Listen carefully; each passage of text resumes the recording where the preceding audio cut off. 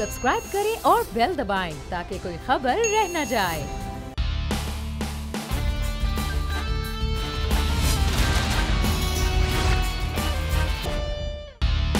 अस्सलामुअलैकुम। The special report with Mudassar Iqbal के साथ हाजिर खिदमत है। नाज़रीन, कोविड का सिलसिला गुज़श्ता 1.5 साल से इस मुल्क में चल रहा है। कभी मार्केट्स बंद होती हैं, कभी शादी हॉल बंद होते हैं, कभी रेस्टोरेंट बंद होते हैं और स्कूल तो लगभग 1.5 साल में चंद दिन खोले गए हैं और वो भी 50% हाजिरी के बाद। और स्कूलों की बंदिश जो इस वक्त सिंध सूबे के हवाले से बात करें अब भी जारी थी। उसके बाद ये सूरत हाल हुई। पहले ऐलान हुआ 23 अगस्त से स्कूल खोले जाएंगे, यानी कि आज के दिन।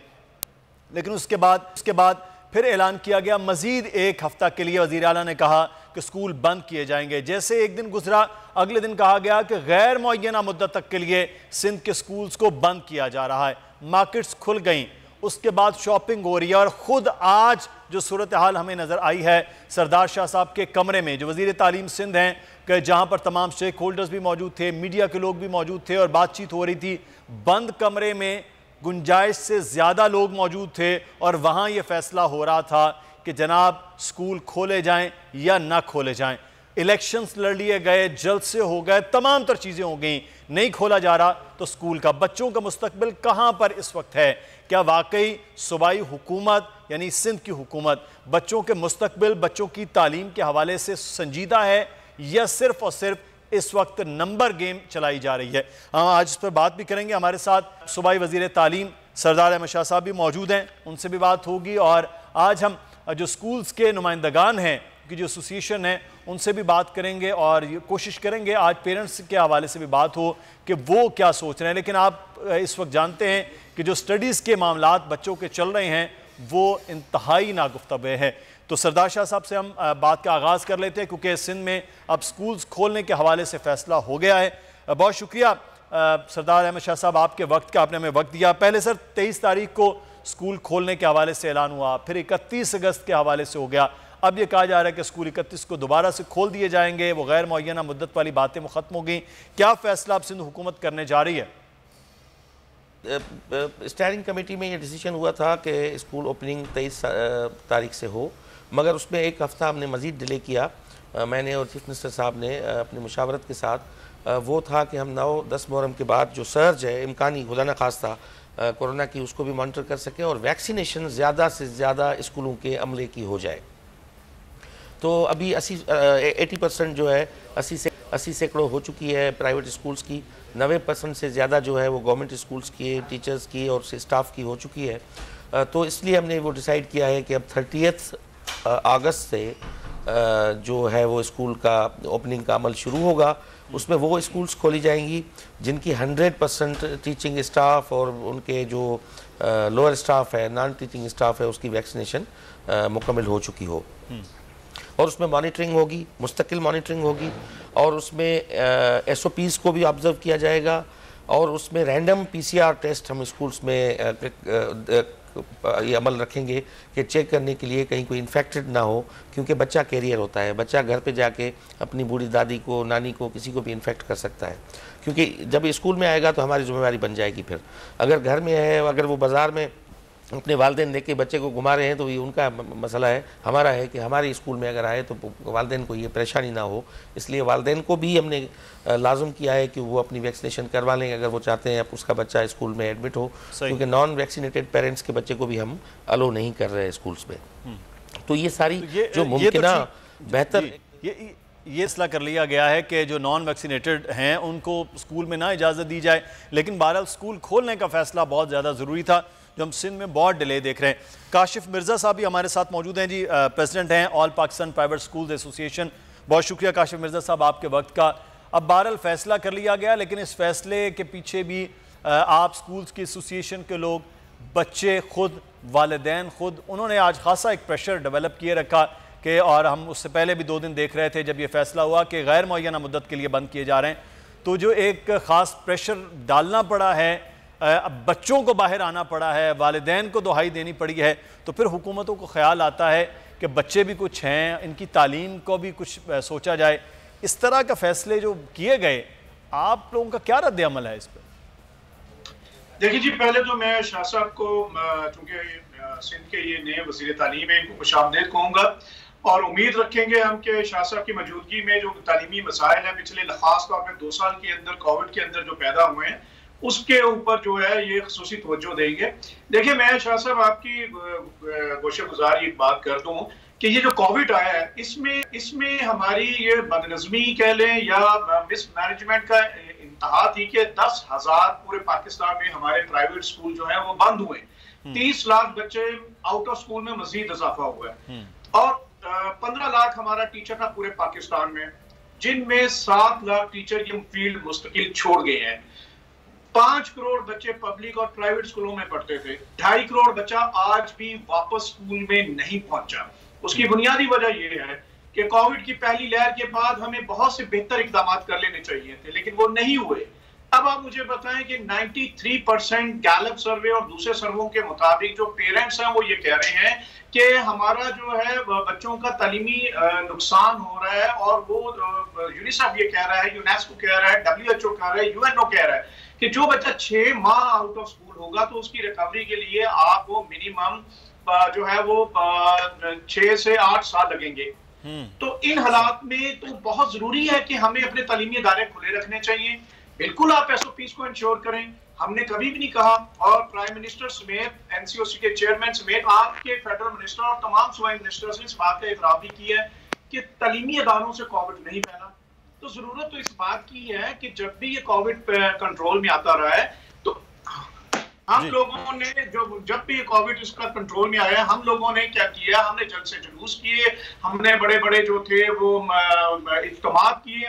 कोविड तो उनसे फैल रहा है, तालीमी अदारों का भी हर्ज हो रहा है, हमारे बच्चों का भी हर्ज हो रहा है। और सबसे इंपॉर्टेंट चीज ये है कि आप जब डिसकंटिन्यूटी करते हैं तो उसका नतीजा ये निकलता है कि बच्चे जो हैं वो सिर्फ आउट ऑफ स्कूल नहीं होते, वो चाइल्ड लेबर का भी शिकार हो रहे हैं, क्राइम रेट का भी शिकार हो रहे हैं। तो हमें उम्मीद है कि शाह साहब ने जिस तरह फरमाया है कि वो तालीमी अदारों को खोल देंगे।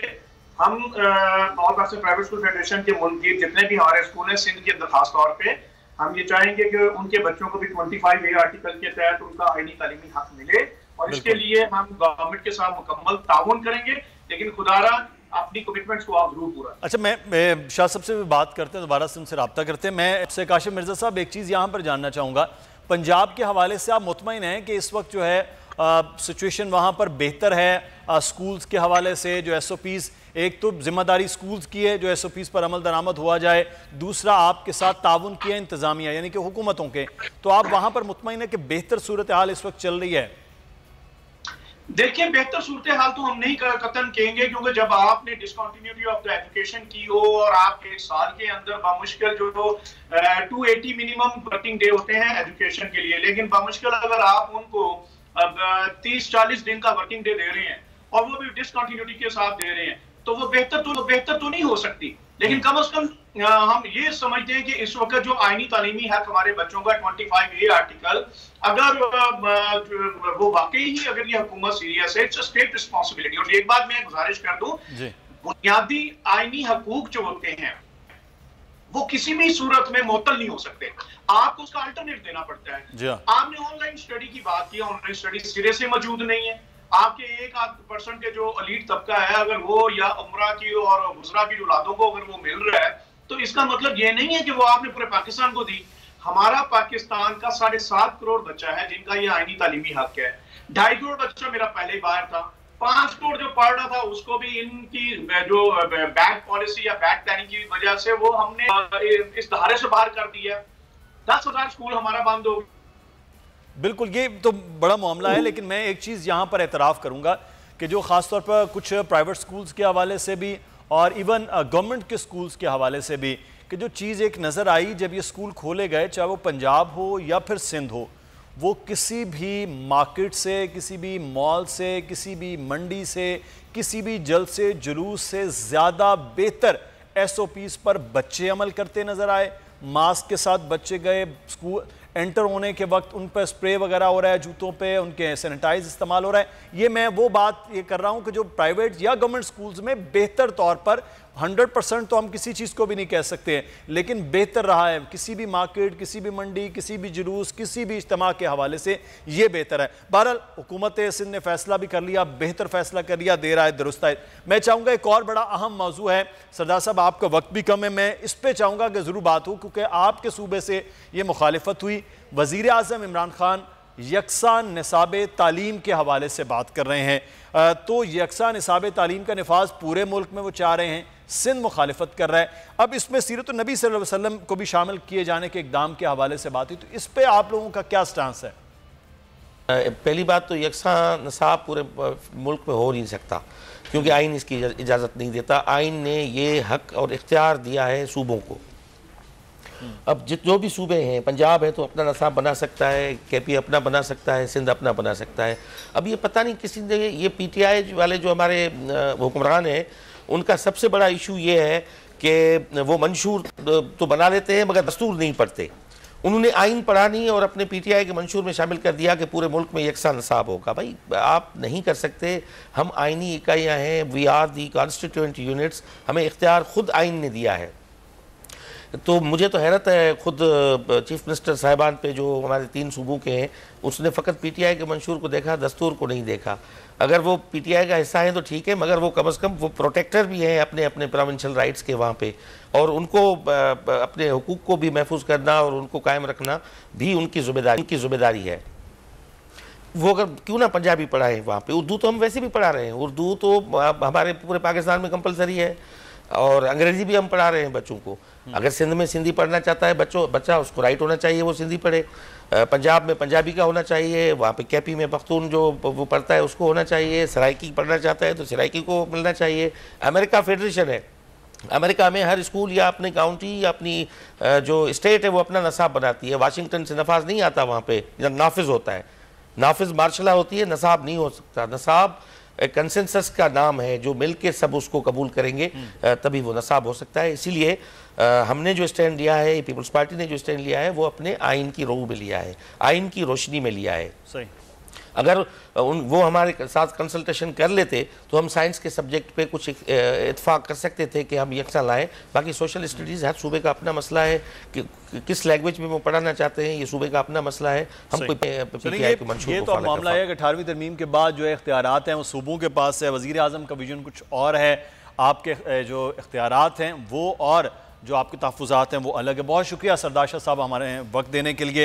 अब सिंध में स्कूल तो खुल रहे हैं, लेकिन एक और मामला बड़ा इस वक्त अहम है, वह है स्कूल के फ़ीसिस के हवाले से कि तालीमी निज़ाम सख्त मुतासर हुआ जब कोविड का मामला हुआ। वहीं पर मुआशी मामला बड़े दरपेश रहे कि भारी फ़ीसें तो वो स्कूल से वसूल की जा रही हैं, लेकिन स्कूल बंद हैं, ये वालिदैन का कहना है। गुलाम शब्बीर अराई हमारे नुमाइंदे हैदराबाद से हमारे साथ मौजूद हैं। वालिदैन का क्या मौक़िफ़ है इस पर? गुलाम शब्बीर अराई। मुल्क भर में कोरोना वायरस ने जहां पर निज़ाम ज़िंदगी मफलूज किया है, तो वहीं पर तालीम का जो निज़ाम है उसको भी मफलूज करके रख दिया है। वक्तन फ़वक्तन जो कोरोना वायरस के हवाले से जो लॉकडाउन लगाया जा रहा है, जिस वजह से तालीम का जो निज़ाम है वो शदीद मुतासिर हो रहा है। सिंध की भी यही सूरत हाल है। यहाँ पे वक्तन फ़वक्तन कोविड की आड़ में जो है वो स्कूल बंद किए जाते हैं, जिस वजह से वालिदैन जो हैं और बच्चे जो हैं उनकी स्टडी कोरोना वायरस के हवाले से जो लॉकडाउन लगाया जा रहा है। गुलाम शब्बीर अराई हमें आगाह कर रहे थे, वालिदैन परेशान हैं स्कूल्स के इस मामले के हवाले से। फ़ीसों के ऊपर बात कर लेते हैं। काशिफ मिर्ज़ा साहब हमारे साथ मौजूद हैं। काशिफ मिर्ज़ा साहब, ये एक वालिदैन की जानिब से बड़ा ये मामला रहा पिछले 1.5 साल से कि फ़ीस जो हैं वो ज़्यादा रही। अब की बार जैसे ही ये तालीमी साल का आगाज़ हुआ है तो बाकायदा, मुझे नहीं मालूम है कि इस वक्त पंजाब में क्या है, लेकिन सिंध में तो इस वक्त स्कूल्स ने फिर से 5% फ़ीसों में इजाफा कर दिया है। तो फिर क्या कहा जाए कि स्कूल इतने दिन खुल नहीं रहे हैं, मुआशी दगुरगू है पिछले 1.5 साल से, तो स्कूल्स अपना काम तो पूरा कर रहे हैं फ़ीसों में इजाफे का। मैं इस बात से बिल्कुल हम करते हैं कि वालिदैन जिस क्राइसिस से जिस तरह स्कूल गुजर रहे हैं, उस तरह वालिदैन भी बहुत बड़े क्राइसिस से गुजर रहे हैं। माशी हालात इस मुल्क के बहुत बुरे हैं और हमारी हुकूमतों की जो बुरी पॉलिसीज थी उसने इसमें और शिद्दत पैदा कर दी। तो इसमें कुछ सेकंड ओपिनियन नहीं।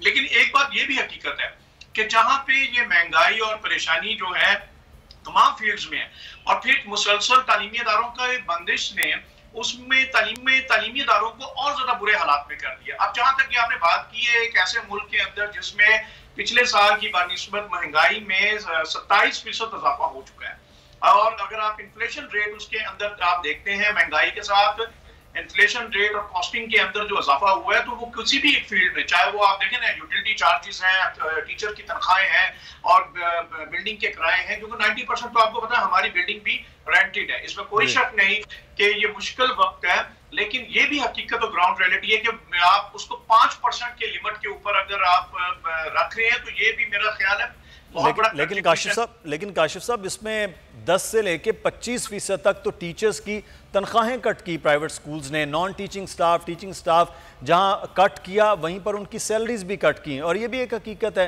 तो जहां आप फीसें बढ़ा रहे हैं वहीं पर टीचर्स और नॉन टीचिंग स्टाफ की एक साल में उनकी तो तनख्वाहें भी कम कर दी गई। सर देखिए, मेरे इसी बात का आपने खुद जवाब ये दे दिया कि जिस वक्त आपके तालीमी अदारे ये डिसकंटिन्यूटी ऑफ एजुकेशन होती है, तालीमी अदारे बंद करते हैं, तो उससे कैश फ्लो बंद होता है। कैश फ्लो बंद होता है तो जो बिल्डिंग मालिक हैं वो आपसे बिल्डिंग खाली करवा देते हैं, जो टीचर है उनका रोजगार छिन जाता है।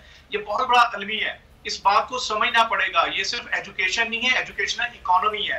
पूरा पाकिस्तान में इस वक्त 2,07,000 प्राइवेट स्कूल हैं जो 500 अरब की एक बहुत बड़ी इकोनॉमी के साथ पूरे पाकिस्तान को सपोर्ट कर रहा है। 15 लाख टीचर का इससे रोजगार था। अगर वो टीचर छोड़ गए तो ये सोचना पड़ेगा हमें कि ये आपका जो फीस है, जो कैश फ्लो है स्कूल का, वो बेसिकली एक सर्कल बनाता है उस इकोनॉमी में जिसमें सिर्फ स्कूल नहीं है, टीचर नहीं है, बल्कि उससे अटैच डिपार्टमेंट है, जैसे बुक्स है, यूनिफॉर्म है, आपके पास प्रिंटर है, पब्लिशर, ये सारे उसके साथ अटैच है। तो सिर्फ जब बेरोजगारी आई तो वो स्कूल के हद तक या टीचर की हद तक नहीं, इन तमाम एरियाज में फैली। लिहाजा इसमें मिलकर हमें काम करना पड़ेगा। इट्स रियली वेरी अनफॉर्चुनेट कि गवर्नमेंट हमारे इन मसाइल को समझने की जगह जो है ब्लेम गेम में है, पेरेंट्स को, स्कूलों को लड़ा रही है। हालांकि पूरी दुनिया में हुआ है कि पेरेंट्स को सब्सिडाइज किया गया है गवर्नमेंट लेवल पे, अदारों को सब्सिडाइज किया गया गवर्नमेंट लेवल पे। हमारे यहाँ पे क्या हुआ है, हमारे तो 25A आर्टिकल जो स्टेट रिस्पॉन्सिबिलिटी स्टेट को अदा करनी वो उसने हाथ उठा लिए और सियासत यहाँ पे लड़ी जा रही। कल आपने शायद गौर किया है, NCOC के जो एक मेंबर है शफकत महमूद, वफाकी वजीर तालीम, उन्होंने क्या कहा सिंध के बारे में। उन्होंने कहा जनाब ये गैर जरूरी तौर पे तालीमी इदारे बंद किए जा रहे हैं और NCOC की हदायत के बरखिलाफ है, और उनका ये कहना था कि ये इसलिए हो रहा है कि ये सिंगल नेशनल करिकुलम को इम्प्लीमेंट नहीं करना चाह रहे। तो यहाँ तो ये हो रहा है, बदनसीबी है।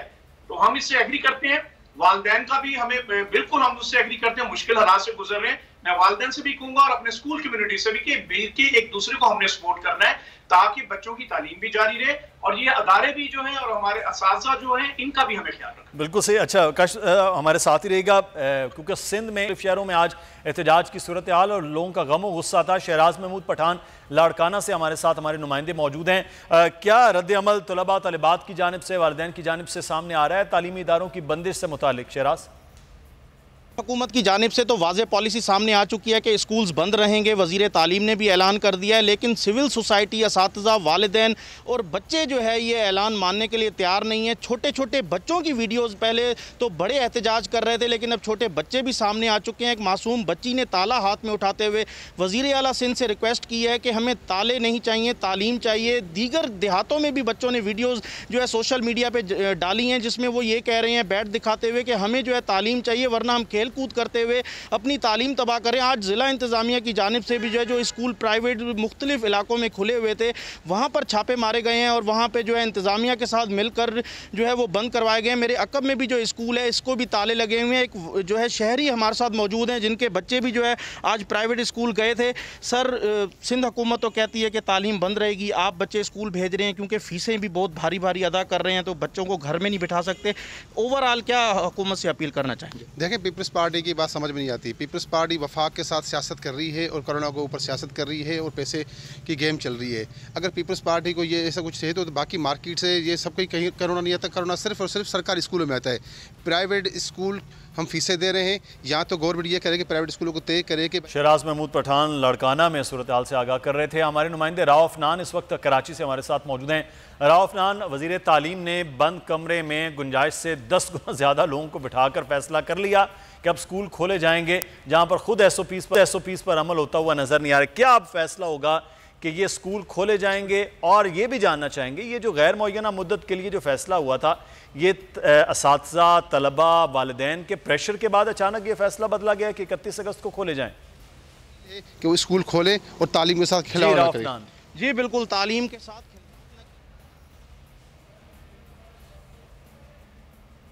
रौफनान आप जी जी राव, लेकिन बिल्कुल एक्सपेक्टेड नहीं था कि वजीर आला सिंध की जानिब से ये ऐलान किया जाता।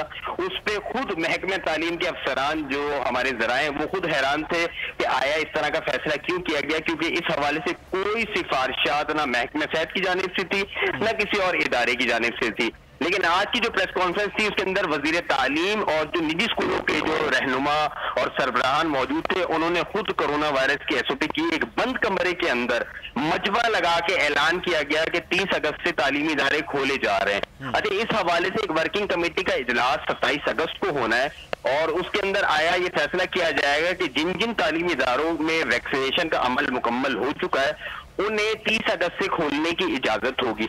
उसी के साथ साथ वर्किंग कमेटी को एक और टास्क दिया गया है कि वालिदैन के वैक्सीनेशन कार्ड भी वो जमा करेंगे और डायरेक्टेड प्राइवेट को जमा कराएंगे। अब इसके अंदर जो प्राइवेट स्कूल परेशान नजर आती है क्योंकि वो वालिदैन को फोर्स नहीं कर सकते कि वो अपने वैक्सीनेशन कार्ड जमा कराएं, क्योंकि इस तरह के कोई कवानीन मौजूद ही नहीं है कि आप वालिदैन पे किसी किस्म का दबाव डालें कि अपना हेल्थ सर्टिफिकेट या वैक्सीनेशन सर्टिफिकेट वो स्कूल इंतजामिया को जमा कराने के पाबंद है। तो स्कूल इंतजामिया के लिए एक मुश्किल टास्क उन्हें दे दिया गया कि वालिदैन के वैक्सीनेशन कार्ड जमा करें, और इस तरह को कोई मैकेनिज्म भी नहीं है कि अगर डायरेक्टरेट के पास ये तमाम वैक्सीनेशन कार्ड जमा होते हैं तो वो नादरा से इसे क्रॉस चेक कर सके आया कि ये वैक्सीनेशन सर्टिफिकेट दुरुस्त भी है या नहीं।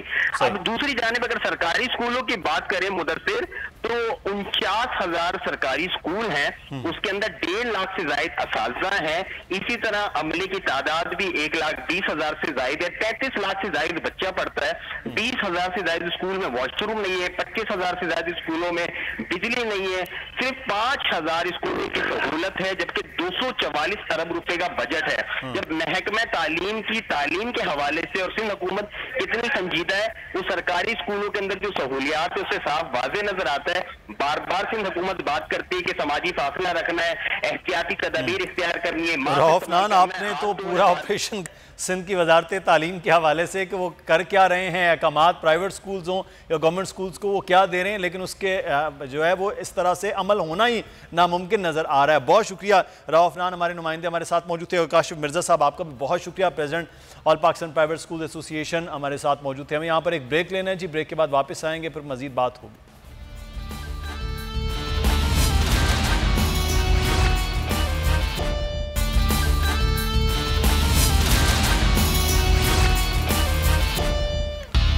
ब्रेक के बाद आपको खुशामदीद कहते हैं। हम बात करेंगे ग्रेटर इकबाल पार्क वाक़े के हवाले से नई चीज़ सामने आ रही है। एक तो यहाँ मामला जो दफात लगाई गई हैं वो बहुत ज़्यादा सख्त हैं, लेकिन दूसरी जानिब हम ये बात करें कि जैसे ही इस किस्म के वाक़यात में जो लोग जेल में जाते हैं 3 माह, 6 माह, 1 साल के बाद वो अपनी सज़ा ख़त्म करते हुए बाहर आ जाते हैं और फिर से ऐसी सरगर्मियों में मुलव्वस होते हैं। मैं उसकी एक मिसाल बड़ी वाज़े आपको बताऊं। लाहौर में गुज़श्ता रोज़ जो वाक़या पेश आया, रिक्शा ड्राइवर की जानिब से माँ और बेटी के साथ जो ज़्यादती की गई, उसके बाद अब गिरफ्तारी तो अमल में आई। जैसे ही पुलिस ने गिरफ्तार किया है तो मालूम यह हुआ है कि ये 1 साल अपनी सज़ा काट के इस किस्म के रेप केस में वो बाहर आया हुआ है। तो क्या फिर सिर्फ सज़ाएँ मामूली इन लोगों को रोक सकती हैं या मामला इससे ज़्यादा कुछ करने की ज़रूरत है? फिर दूसरा, इस वक्त 400 लोगों की गिरफ्तारी के लिए मुख्तलिफ अजला में, मुख्तलिफ सूबों में छापे भी मारे जा रहे हैं, लोग गिरफ्तार भी हो रहे हैं, अदालतों में भी जा रहे हैं। तो क्या इतनी बड़ी तादाद में लोगों को जो दफात लगाई गई हैं उनको सजाए मौत या उम्र कैद वो दिया जा सकता है? क्या ऐसा मुमकिन भी है? नहीं। आज हम लीगल पॉइंट ऑफ व्यू से भी बात करेंगे। वकास सबरेज साहब मौजूद हैं, कानूनदान है। बहुत शुक्रिया वकास साहब आपके वक्त का। और जो इस वक्त सूरत हाल पुलिस की जानिब है, हम देख रहे हैं कि लाहौर में बहुत बेहतर जो एक पुलिस अफसरान है जो अपना बेहतर काम कर रहे थे, वो एक इतने बड़े इंसिडेंट की भेंट चढ़ा दिए गए और उनको रातों रात किसी को OST बना दिया गया, किसी को तबादला कर दिया गया, किसी को लाइन हाजिर कर दिया गया। तो क्या ये ये हल है, इस पर भी हम बात करेंगे। हम जज्बात से ज़्यादा फोकस्ड होकर अगर फैसले करें तो शायद बेहतर नताइज भी होंगे। हमारे साथ हमारे जाबिर वकास नुमाइंदे मौजूद हैं, क्राइम की बीट करते हैं, पुलिस के साथ बड़ा क्लोज हैं। बहुत शुक्रिया जाबिर आपके वक्त का भी। वकास सबरेज साहब, आपसे आगाज़ करते हैं। सर, एक तो इब्तदा में जो बात की है, एक तो इतनी बड़ी तादाद में जो लोग हैं उनके खिलाफ इतने सख्त जो दफात लगाई गई हैं, क्या आप समझते हैं कि ये मुमकिन है कि 400 लोग या 400 में से 150 लोगों को साबित हो जाए तो उम्र कैद या सजाए मौत तक इस जुर्म में वो दिया जा सकता है अदालती तौर पर? ये कैसा मुमकिन है? जारी सेहरातों में सफ़ेद जिस्मों का जीवन स्याह करते हैं। यहाँ पे नाचते पैरों की थाप बिकती है, यहाँ पे झील सी आंखों में हाथ बिकते हैं, यहाँ पे मासूम से होंठों की प्यास बिकती है, यहाँ पे जिस्म है बिकते। गुज़िश्ता 4 दिन एक अफसोसनाक और अंदेशनाक साना बर्पा हुआ और उसके बाद तवातर के साथ 3-4 डिफरेंट इंसिडेंट जो कि मीडिया ने भी दिखाए, सोशल मीडिया पे भी वायरल हुए, मैं ये समझता हूँ कि इंतहाई अफसोसनाक और दर्दनाक थे और पूरी कौम जो थी उनके दिल सोच में मुब्तला हुए। जहाँ तक इनके कानूनी पहलुओं का ताल्लुक है कि ये सख्त सजाएं हैं, उनको उम्र कैद दी जा सकती है, सब मुल्ज़िमान गिरफ्तार किए जा सकते हैं, बिल्कुल किए जा सकते हैं। मुदस्सर, हम 2021 में रहते हैं, यहाँ पे फोरेंसिक एविडेंस है, यहाँ पे सोशल मीडिया के थ्रू जो वीडियोस मिलती हैं, उसके अलावा ग्रेटर पार्क हो या कोई भी पब्लिक प्लेस हो जहाँ पे कैमरे नस्ब है, उनकी मदद से बहुत सारे मुल्जिमान जो है इनमें से ट्रेस कर लिए जाएंगे।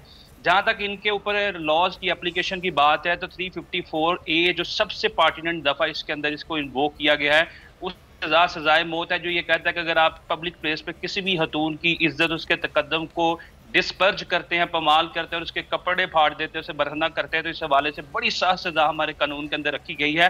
लेकिन जहाँ तक इन सजाओं के नफाज की बात है, क्यों आखिरकार ये वाक़यात नहीं रुकते, कितना बड़ा साना हुआ, पूरी कौम ने इस पर आवाज़ उठाई, मीडिया ने आवाज़ उठाई, पुलिस अफसरान मुअत्तल कर दिए गए, लेकिन फिर उसके अगले दिन इस तरह का वाक़या सामने आया, फिर उससे नेक्स्ट डे इस तरह का वाक़या और आज सुबह फिर इस तरह का एक वाक़या जो रिक्शा ड्राइवर ने माँ और बेटी के साथ बड़ी तबीज़ हरकत की। तो मैं ये समझता हूँ कि जब तक हम अपने मुल्क के अंदर स्टेट की रिट को कायम नहीं करेंगे, लॉज की इम्प्लीमेंटेशन, उसकी इन्फोर्समेंट को स्ट्रिक्टली इन्फोर्स नहीं करेंगे, तब तक ये वाक़यात नहीं थमे। देखिए, 2 तरीकों से हम जो वाक़यात को रोक सकते हैं। एक ये कि प्रीचिंग, टीचिंग और ट्रेनिंग करें इस कौम की। जिस तरह डाइसी से कहा गया था कि आपके मुल्क के पास आइन नहीं है, तो उसने कहा कि it has written on the hearts of people, ये लोगों के दिलों पे लिखा है। हम मॉरली एथिकली इतने स्ट्रांग है कि हमें आइन की ज़रूरत नहीं। और दूसरी, वो ममालिक अंडर डेवलप्ड नेशन के जहाँ पे लोगों को कोई खतरा ही नहीं है, कोई खौफ नहीं है, कोई डर नहीं है, कोई रिक्शे में जाने वाली खतून के साथ ज़बरदस्ती करता है, कोई उसको साइड पे ले जाता है, कोई उसके साथ सरेआम जो दबीज़ हरकत करता है। लिहाजा ये दूसरा जो एलिमेंट है उसमें खौफ का जो एलिमेंट है वो सोसाइटी में प्रमोट करने की जरूरत है थ्रू लॉ इन्फोर्सिंग एजेंसीज के। अगर आप कोई जुर्म का इर्तिकाब करेंगे तो हमारे मुल्क का जो लॉ है वो आपको कोई ऐसी स्पेस नहीं देगा जिससे आप बच निकलेंगे। 354A के तहत इसको इन्फोर्स किया जाए, सजाए मौत जो है इसके अंदर रखी गई है, मिनिमम जो है इम्प्रिजमेंट फॉर लाइफ दी जाए, किसी के हाथ काटे जाए, किसी की टांगे काटी जाए, इबरत का निशान बनाया जाए, इस्लामी सजाएं दी जाए, फिर देखते हैं कि किसकी हिम्मत होती है कि क्या चीजें मुमकिन हैं। और फिर जब ये आता है प्रोसीड में तो फिर तो ये केस इतने लंबे होते हैं। फिर हम ये देखते हैं कि रेप केस में एक बंदा रिहा होके चंद दिन बाद फिर वो एक कर लेता है, इस पर भी हम बात करते हैं। लेकिन ये जो केस हुआ है, मैं तो दोनों केसेस के हवाले से अपडेट लेंगे। जाबिर वकास, पहले तो ये जो विहाड़ी की खवातीन के साथ जो एक ज्यादती का वाक़या हुआ है, अब तक क्या डेवलपमेंट सामने आई है, पहले तो इस बारे में आगाह कीजिए जाबिर।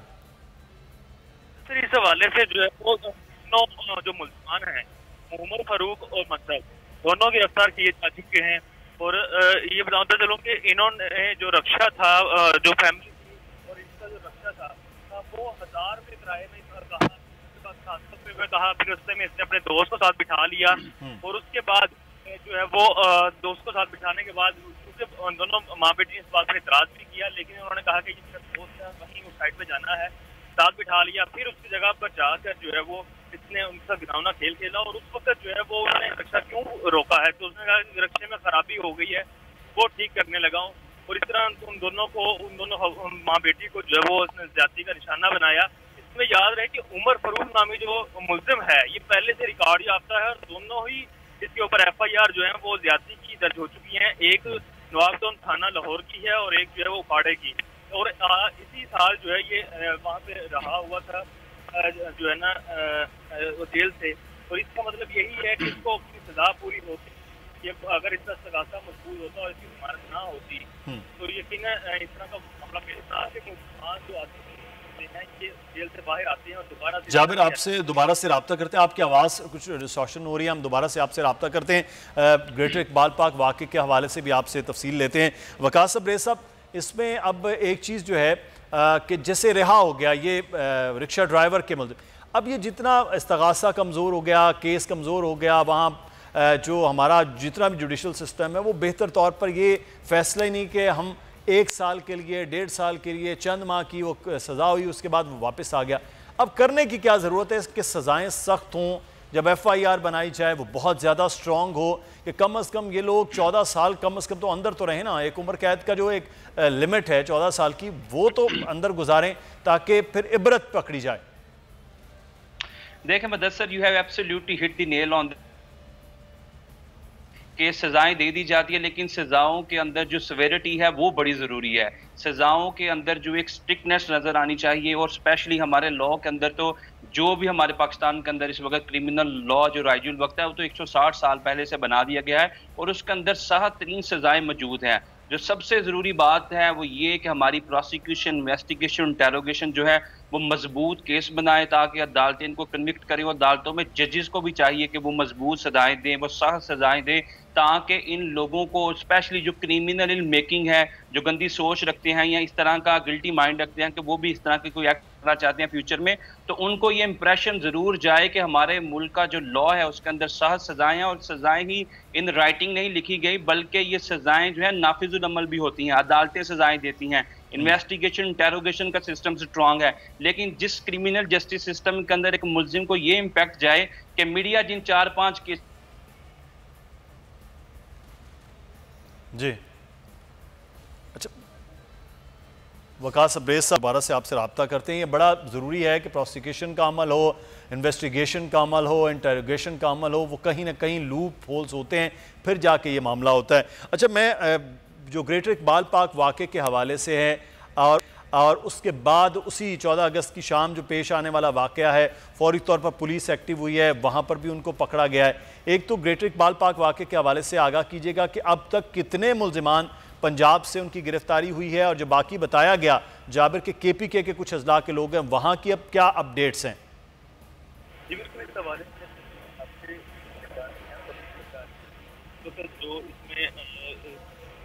उनको लाहौर से बाहर से भी गिरफ्तार किया गया है,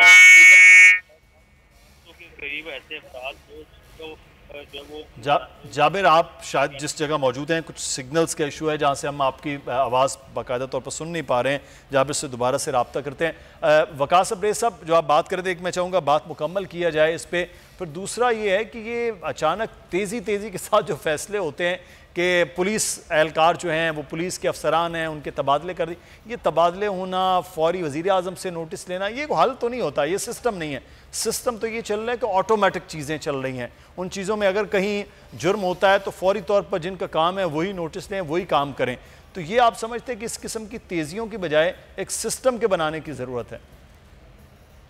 बिल्कुल मुदस्सर, सिस्टम को ऑटोमेटेड होना चाहिए। जहाँ पे इस तरह का सानिया होता है, कोई वाक़या होता है, स्पेशली अगर कोई वाक़या 2.5 घंटे चलता है तो वहाँ पे तो सिस्टम को ज़रूर हरकत में आना चाहिए। और अगर सिस्टम के अंदर कोई खराबी है, अगर कोई शख्स जो है जिसकी ड्यूटी थी वहाँ पे, अगर वो कोई प्रोफेशनल नेग्लिजेंस या मिसकंडक्ट का मुर्तकिब ठहरता है तो बिल्कुल सिस्टम उसके खिलाफ कार्रवाई करे। उसमें प्राइम मिनिस्टर को या चीफ मिनिस्टर को एक्शन लेने की ज़रूरत नहीं है, बल्कि सिस्टम ऑटोमेटेड होना चाहिए कि जो शख्स इसमें काम नहीं करता या प्रोफेशनल नेग्लिजेंस का मुर्तकिब ठहरता है उसे बरतरफ करें, उसे सस्पेंड करें, उसे सजाएं दें। ये नहीं कि वज़ीर आज़म, चीफ मिनिस्टर या जो इलेक्टेड रिप्रेजेंटेटिव हैं वो आके पॉलिटिकल स्कोरिंग के लिए बताएं कि हमने ये कर दिया, हमने वो कर दिया, बल्कि आपके अदारों को खुद काम करना चाहिए। आप हमारे जो इंस्टीट्यूशन है दे मस्ट बी ऑपरेटिव और उनको प्रॉपर तरीके से फंक्शन करना चाहिए। लेकिन इस केस के अंदर ये बड़ा एक पॉजिटिव एस्पेक्ट है कि इसके अंदर चूंकि पुलिस ऑफिसर्स को मुअत्तल कर दिया गया, सस्पेंड कर दिया गया, ताकि दूसरे पुलिस ऑफिसर्स को एटलीस्ट ये इंप्रेशन तो दिया जाए कि कल कल अगर आप भी अपनी मनसबे की अदायगी ऐसे तरीके से सर अंजाम नहीं देंगे तो आपको भी सस्पेंड कर दिया जाएगा, आपको भी महकमे से बाहर निकाला जा सकता है। लिहाजा एट द सेम टाइम जहाँ पे पब्लिक को एक इंप्रेशन देने की ज़रूरत है, वहाँ सरकारी एहलकारों को, लॉ इन्फोर्सिंग एजेंसीज को, जिनका काम इज्जत, आबरू और माल जान का तहफ़्फ़ुज़ करना है, पे ये इतनी बड़ी ज्यादती है जिसमें चश्मे फलक भी खून के आंसू रोती रही। 2.5 घंटे तक ये वकुआ चलता रहा। लेकिन ये बड़ी बदकिस्मती है कि लाहौर सेक्रेटेरिएट जहाँ पे चीफ मिनिस्टर बैठते हैं, जो कि पंजाब प्रोविंस की कैपिटल टेरिटरी भी है, वहाँ पे 2.5 घंटे तक ये सारा सानिया चलता रहा और उस पर पुलिस जो है सुम्मुम बुकमुन खामोश तमाशा ही बनी रही और सवाए इनके काफ़ी अफसोस मलने के इनके पास कुछ नहीं था। अच्छा, लेकिन एक चीज़ मैं यहाँ पर जानना चाहेंगे, अभी आप जो बात कर रहे हैं बुनियादी तौर पर तो ये अभी जो दफात लगाई गई हैं इसमें 354 के हवाले से, लेकिन ख़वातीन को हरासा करने की जो ऑलरेडी एक कानून बनाया गया 2011 में, अगर मैं गलत हूँ तो आप तस्दीक भी कीजिएगा, 509 PPC के अंदर जिसका जिक्र भी है हरासमेंट के हवाले से, अब उसकी जो है वो सज़ा भी ठीक है, लेकिन उसके बावजूद एक जो अमल हमें नज़र आता है वो है रिपोर्ट के हवाले से कि हम चीज़ों को रिपोर्ट नहीं करते हैं। जब रिपोर्ट नहीं होती हैं चीज़ें तो उसके बाद चीज़ें सामने भी नहीं आती हैं, उस पर उतना ज़्यादा एक्शन नहीं होता। तीसरा जो अमल है वो पुलिस के जो SHOs हैं, जो मुहर्रर हैं, जिन्होंने FIR काट रही हैं, उनका जो एक रवैया पाकिस्तान में वो नेगेटिविटी में बना हुआ है कि वो पहले ही जाते हैं कि जी अच्छा ये तो इस तरह से तो नहीं, वो नेगेटिव जो विक्टिम है उसके ऊपर है। इसको कैसे ख़त्म किया जाए? देखो, मैं 3 बातों को कैटेगोरिकली एक्सप्लेन करूंगा। सबसे पहले 509 की बात की, ये न्यू लॉ नहीं है बल्कि 1860 में बनाया गया, प्री पार्टीशन अभी तक चलता रहा है हरासमेंट का। इसी के अंदर एक अमेंडमेंट की गई है 2010 के अंदर जो हरासमेंट एक्ट बनाया गया, 2016 में और 18 में फर्दर जो 3-4 एक्ट्स बनाए गए और 2016 से लेकर 21 तक 1 दर्जन के करीब ऐसे कवानीन बनाए गए जो कि विमेन हरासमेंट को प्रोटेक्ट करने के लिए, प्रिजर्व करने के लिए बनाए गए। जो आपका दूसरा क्वेश्चन है कि केसेस रिपोर्ट नहीं होते, ये बिल्कुल दुरुस्त बात है। बहुत सारे ऐसे केसेस, बहुत सारी बच्चियों के साथ, बहनों के साथ जब इस तरह की ज्यादती होती है तो वो कहते हैं कि जितनी हमारी इज्जत गई, अगर हम थाने का या कचहरी का रुख कर देंगे तो जो हमारी बच्ची कुछ इज्जत है, विक्टिम ब्लेमिंग, विक्टिम शेमिंग और ये सोसाइटी की विक्टिमाइजेशन का हमें सामना करना पड़ेगा। तो बेहतर ये है कि हम ना करें। तीसरी बात ये है जो आपने पुलिस की बात की है, जो पुलिस का रवैया है, मैं ये समझता हूँ कि बहुत ज़्यादा इसको कंडेम करने की ज़रूरत है। एक बच्ची जिसके साथ ज्यादती होती है, जिस पे आसमान टूट पड़ता है, क़यामत टूट पड़ती है, पुलिस को चाहिए कि उसके साथ सॉफ्टली डील करे। और 2013 के अंदर इस हवाले से जो SOPs तरतीब दिए गए कि जो पुलिस ऑफिसर्स हैं वो उसके साथ कोऑपरेट करे, कोऑर्डिनेट करे, उसे इत्तेमाद में लें कि रियासत आपके साथ खड़ी है, लॉ इन्फोर्सिंग एजेंसीज आपके साथ खड़ी है। लेकिन अगर आपको कोई खतून कॉल करे और आप उसे ये बोले कि बीबी आप जर्मनी में घूम रही हैं, आप UK में घूम रही हैं, आपको किसने कहा था मोटरवे पे जाएं, बीबी आप क्या मनारे पाकिस्तान लेने गई थी, मैं समझता हूं कि लॉ इन्फोर्सिंग एजेंसीज का ये रवैया सूट नहीं करता। ये बात करने वाली है हमारे पॉलिटिकल क्वार्टर्स की, ये बात करने वाली हमारे रिलीजियस क्वार्टर की, हमारे उलमा की, हमारे मेंबर की, हमारे टीचर्स की। ये लॉ इन्फोर्सिंग एजेंसीज की जिम्मेदारी ये है कि जब आप इस तरह कोई सानिया देखते हैं तो उसको लॉ के मुताबिक ट्रीट करें, उसकी इन्वेस्टिगेशन करें, चलान कोर्ट में सबमिट करें and let the court decide about that specific matter. सही, बिल्कुल ये बड़ा एक अहम पॉइंट है कि जो आप बात करिए वकास अब्रेज, अब कोर्ट को और उससे पहले पुलिस को और रियासत को अपनी जिम्मेदारियां निभाना है, वरना इस किस्म के वाक़यात आज जितने हो रहे हैं उससे ज़्यादा उसी तेज़ी से वो अगर फौरी तौर पर ये फैसले भी ना हो। बहुत शुक्रिया, वकास अब्रेज साहब हमारे साथ मौजूद थे। और अब कुछ बात कर लेते हैं। इस वक्त जो बड़ा एक अहम मामला रहा है कराची में, बल्कि सीव्यू पे तो लोगों ने तफरीक का एक मामला बना रखा कि जो जहाज़ आकर सीव्यू पर उन हवाओं की वजह से या उस खराबी की वजह से आकर फंसा है, उसका वापस निकालने का अमल किया जा रहा है। आज अच्छी हौसला अफजा खबर ये थी कि उसके इंजन स्टार्ट हो गए और उसके बाद कुछ मीटर्स तक उसको अंदर पानी में भी ले जाया गया और यही अमल कल तक जारी रहेगा। और कहा जा रहा है कि जब तक ये फुली ऑपरेट होकर नहीं वापस जाता तब तक इजाज़त नहीं दी जाएगी। अब ताज़ा तरीन सूरत हाल के हवाले से हम बात करेंगे। अब कमोडोर रिटायर्ड उबैदुल्ला साहब हमारे साथ मौजूद हैं, पाकिस्तान नेवी से रिटायर्ड हैं, बहुत तजुर्बा रखते हैं वसी कि इस किस्म के मामलात क्या हो सकते हैं। सर, ये अगर ये जो हालत हमें नज़र आ रही है, क्या ये एक अनयूजुअल सी है या इस किस्म के अगर मामलात हो जाते हैं तो हमारे पास ये कैपेसिटी नहीं है कि इन जहाज़ों को वापस भिजवा दिया जाए जहाँ से आए हैं, पानी से खुले से? ज़रा काइंडली वीडियो ऑन कर दें। जी कमांडो साहब, आपको आवाज़ आ रही है सर?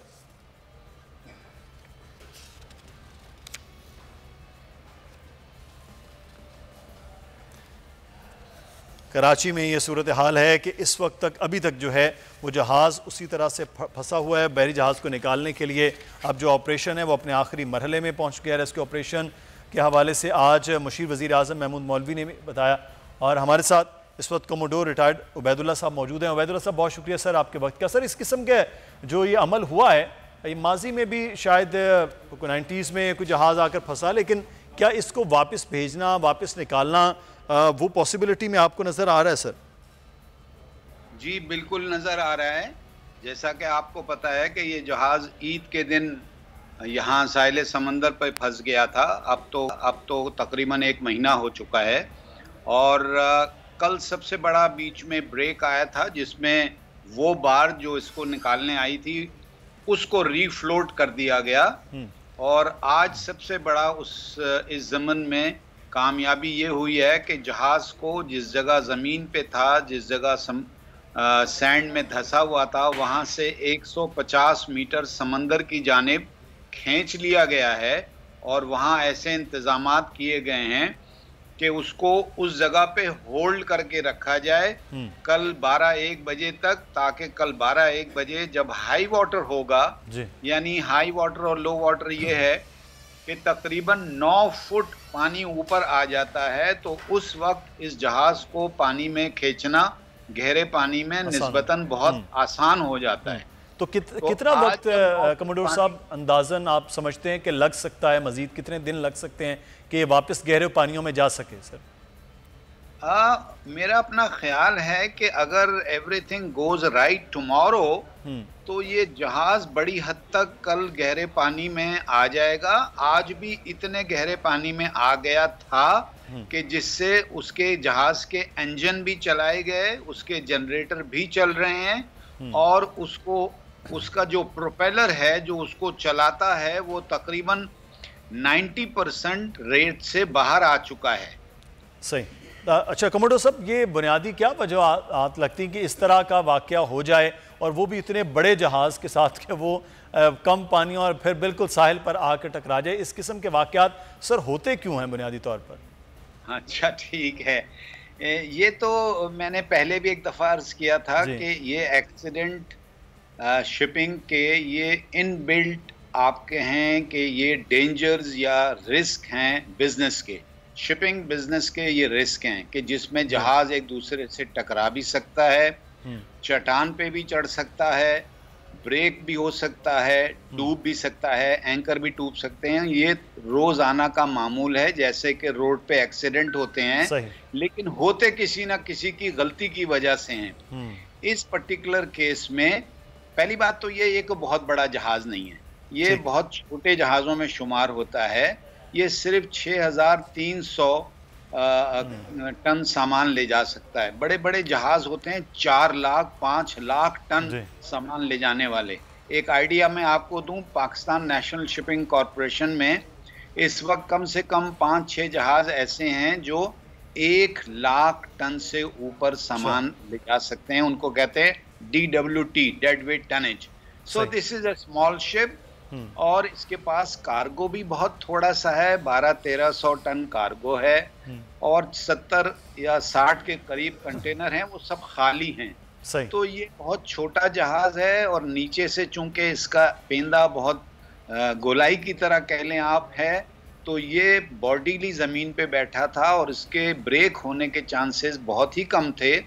फिर भी ठीक है, वो लोग की जिम्मेदारी थी कि इसको देखें कि वो नहीं कर पाए हैं उस तरह से। बहुत शुक्रिया सर, वक्त भी खत्म हो रहा है। कमोडोर रिटायर्ड अब हमारे साथ मौजूद थे और ये कहा जा रहा है कि बहुत जल्द ये जहाज़ वापस जो है वो गहरे पानियों में पहुंच जाएगा, जिस किस्म की इस वक्त एक्टिविटी इस हवाले से चल रही है। प्रोग्राम्स को ख़त्म करते हैं जी। मुदस्सिर इकबाल को इजाज़त दीजिएगा, अपना ख्याल रखिए, अल्लाह हाफ़िज़।